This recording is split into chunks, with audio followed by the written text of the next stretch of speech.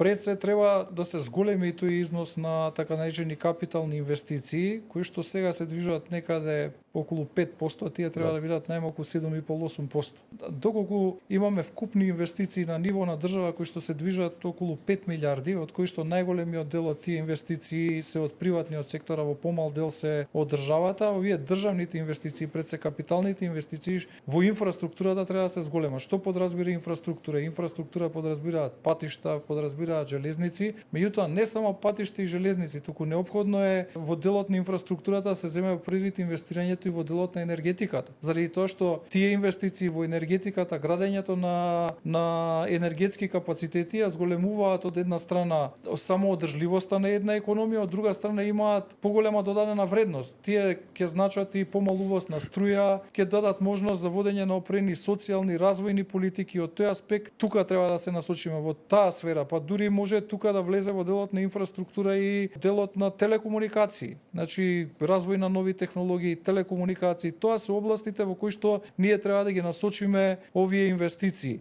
Меѓутоа многу е битен капацитетот на самите државни институции во така наречениот проектен менаџмент за да се искористат тие средства. Најчесто и тие средства кои што се предвидуваат во буџетот заради системски слабости не се користат доволно. Воедно треба да ја анализираме внимателно расходната страна, заради тоа што имаме многу расходи, односно трошоци кои што се непродуктивни.